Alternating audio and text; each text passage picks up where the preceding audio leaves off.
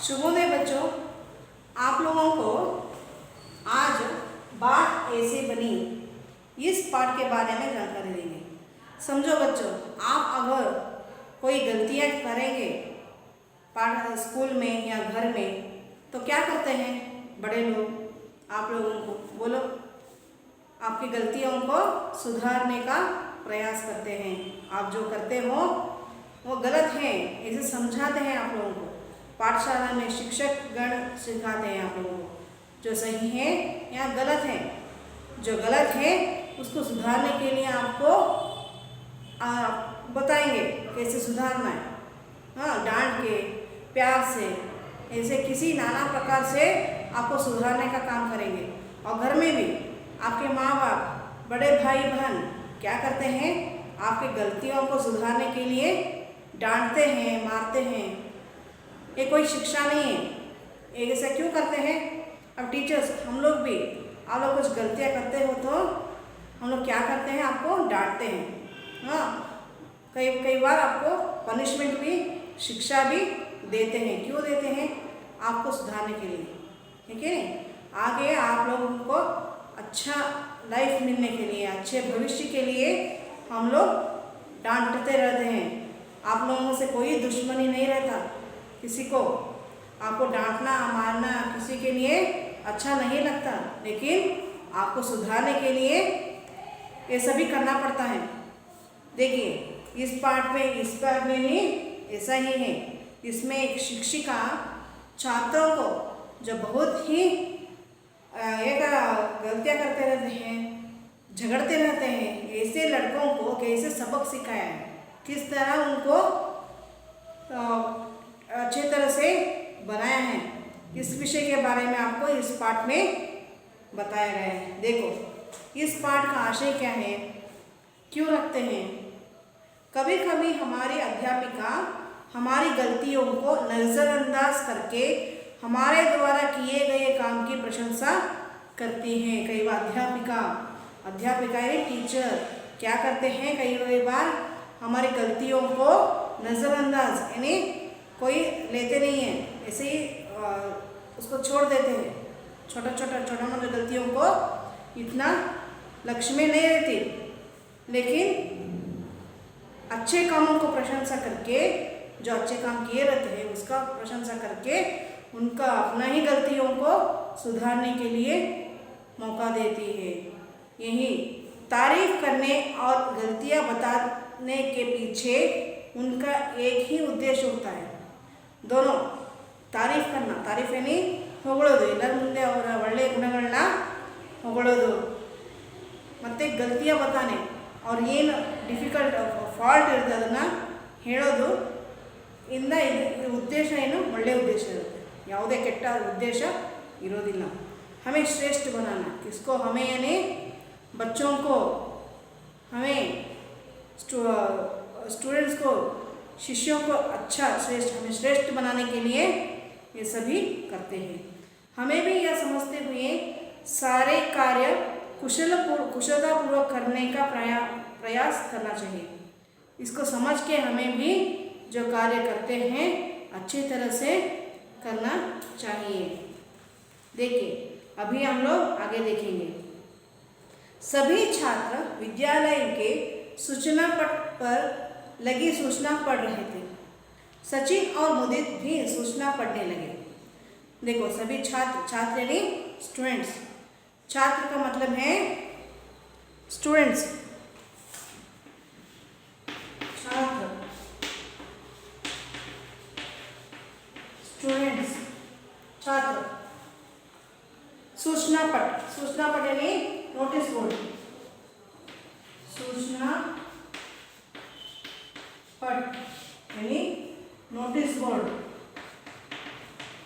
Notice board पे कुछ लिखा हुआ था। मुदित करना यानी सूचना दिया था, उधर चिपकाया गया था। क्या उसमें सभी छात्रों को सूचित किया जाता है कि विद्यालय के बगीचे की दीवार पर चित्रकारी करनी है। जो छात्र यह काम करना चाहें वे प्रधानाचार्य जी से मिलें। देखो सभी छात्रों को क्या सूचना दिया है, क्या नोटिस में लाए हैं, विद्यालय के बगीचे में, स्कूल गार्डन के दीवारों पे, दीवार यानी कंपाउंड के ऊपर, वॉल के ऊपर चित्र बनाना है, चित्रकारी यानी चित्र बनाना है। तो जो छात्र किसी इस चित्र बनाने का चाह है, इच्छा है, वो क्या करना है, प्रधानाचार्य को मिलना है। प्रधानाचार्य यानी प्रिंसिपल, प्रधानाचार्य स्कूल के प्रिंसिपल, प्रिंसिपल जी ने से मिलने का सूचना दिया है। सचिन और मुदित सूचना पढ़कर सीधे प्रधानाचार्य के पास गए। प्रधानाचार्य,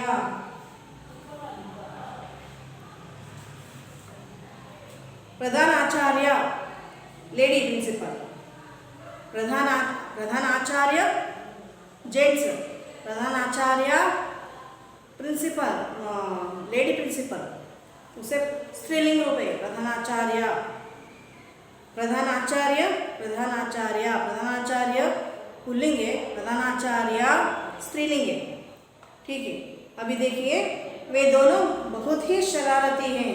शरारती यानी नॉटी, बहुत ही नॉटी थे, किसी के बस में नहीं आते थे, इतना झगड़ा करते थे दोनों। कौन? सचिन और मुदित। उन्हें रचनात्मक कार्यों में लगाने के लिए प्रधानाचार्य ने यह काम उन दोनों को ही दे दिया था।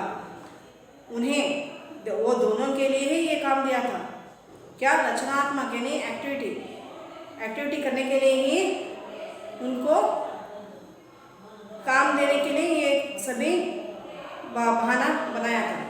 हमें यह काम कब करना है? मुदित ने कहा। प्रधानाचार्य से दोनों जाके पूछते हैं, ये काम ಈ ಕೆಲಸವನ್ನು ನಾವು ಯಾವಾಗ ಮಾಡಬೇಕು? आप दोनों को यह काम कल दोपहर 2 बजे करना है। तो प्रधानाचार्य जी ने क्या बोलती हैं, आप दोनों को कल दोपहर, नाड़े मध्याह्न, दोपहर यानी आफ्टरनून 2 बजे 2 o'clock को ये काम करना है। इसके लिए ये रंग के डिब्बे व ब्रश पकड़ो। उसके लिए वो रंगों का डिब्बा और ब्रश दिया।